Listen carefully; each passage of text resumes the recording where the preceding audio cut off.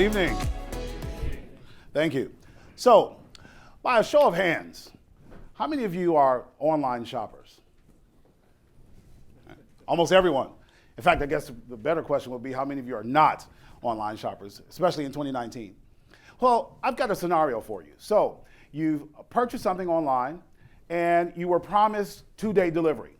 And sure enough, within 2 days or less, your package arrives at your home. It is exactly what you purchased, and it is exactly in the condition that you expected it to be in. How does that make you feel? It's a pretty satisfactory experience, right? Well, that feeling of satisfaction that many of us experience several times a week, sometimes 4 to 5 times a week, that feeling of satisfaction, that's what I study as a professor here at Ohio State in the Fisher College of Business. Essentially, my research can be represented by this photo. I study home delivery logistics.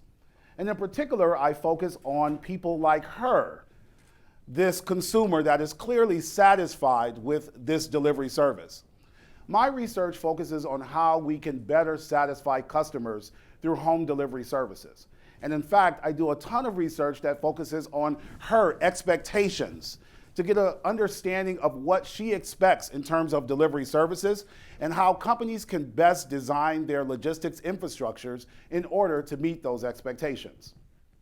I've been interested in this topic for a very long time. I started my career working for a big retail organization when we started our first online retail store. And in fact, my first opportunity with the company was to develop its first home delivery logistics infrastructure. So I've been involved with this for a very long time, but I've got a secret to tell you about this work that I do. I think it's interesting and I enjoy it, but my secret, to be honest with you, I've struggled with connecting with the work in a really deep level. Here's an example. I've got a friend that does research on diversity and inclusion within corporate organizations. And as an African American woman who worked in a corporate environment before she became an academic, her research is an extension of who she is as an individual. I've got a friend that does research on entrepreneurship, and she grew up in an entrepreneurial family that had a family-owned business, and she worked in that business as a child. So her research on entrepreneurship is an extension of who she is as an individual. I've got a friend that does research on consumers that have undergone significant body transformations, and she herself has traveled an interesting journey and has lost a considerable amount of weight along that journey. And so her research is an extension of who she is as an individual. And for me, I do research on logistics. It's interesting, but to be honest with you, I really struggled with the connection to the work as it relates to it being a part of who I am as an individual. Well, you know, that all started to change for me, and it started to change around mid-October of last year.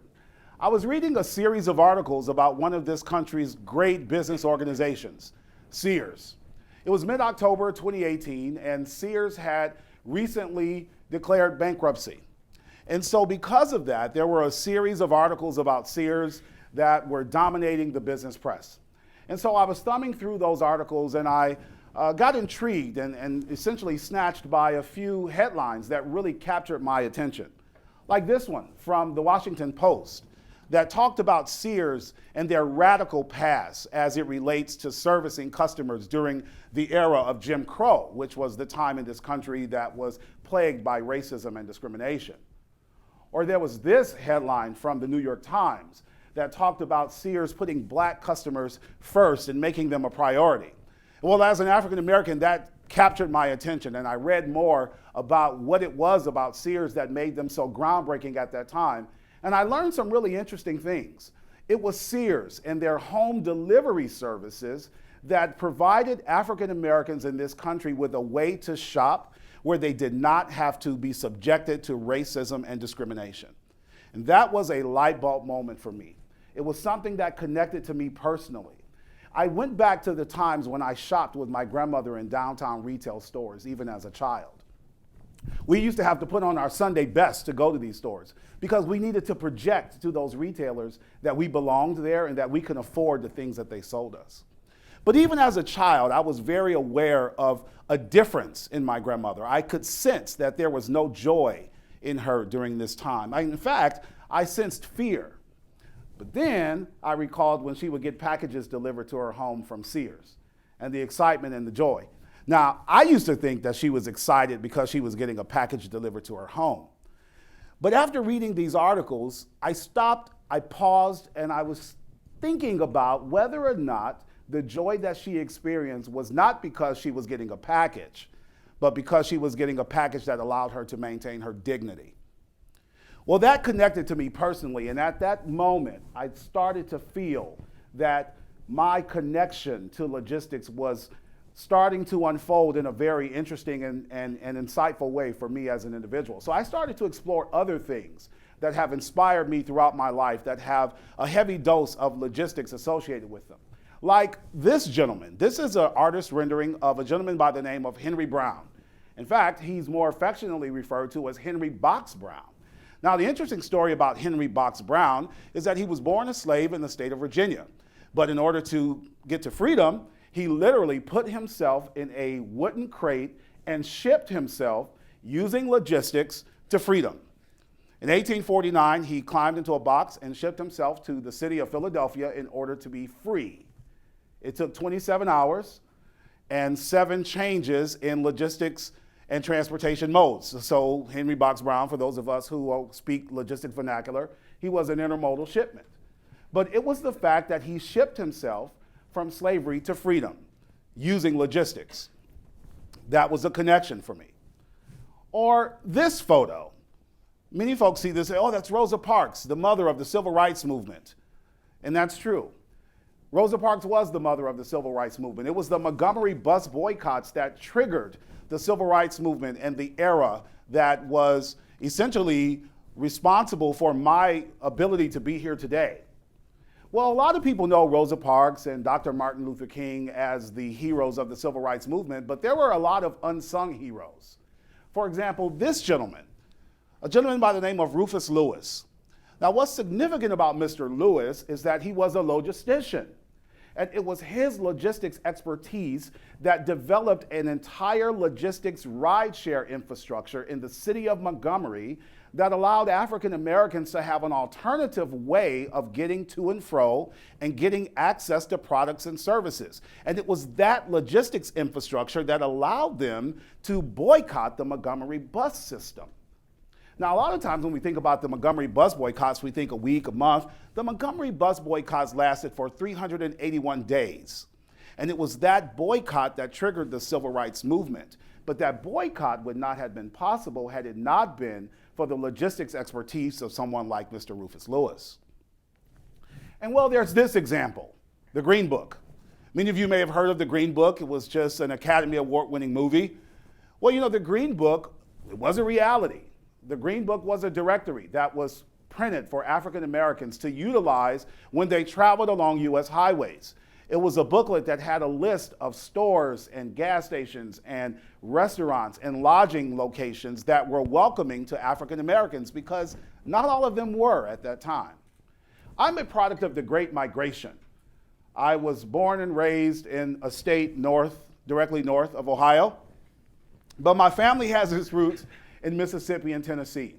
So as a product of the Great Migration, this period of time when it was suggested that somewhere between 5 and 6 million African Americans migrated from the south of this country and went to the northeast, the Midwest, and the West. It was during the Great Migration that the Green Book became like a Bible. But what's interesting about the Green Book is that it was not only just a directory of companies that were welcoming to African Americans, but it was a logistics planning document. Because from what I've been told, African Americans at that time would dare not get on the road without developing an entire plan as to where they could go, where they couldn't go, where they could stop, and how far they could get before they needed to lodge, before they needed to get gas. So these were important logistics plans that were developed before they would ever hit the road to go from the south to the north. And these, interestingly enough, all of these stories are a part of me. These were things that have inspired me my entire life. I am a product of these stories. And as I went along this journey, I realized that I no longer have to envy my friend that does research on diversity and inclusion. I no longer have to envy my friend that does research on entrepreneurialism, because for me, logistics is personal. It is something that has been given to me as a gift when I think of the shoulders that I have been able to stand on as a professor here at Ohio State. So I had a light bulb moment when I realized that the work that I do is not something that's just interesting to me, but it's something that's a part of me. Because had it not been for logistics capabilities and skills, I may not have had the opportunity to be here today. But I also had to rethink about logistics and see it as something that's quite powerful. So when we talk about the fundamentals of logistics, we talk about things like time and place utility, and that logistics is about getting products to where they need to be so that consumers can have access to the things they need to live. And that's great from a corporate perspective. And that's a really, really, really important part of business.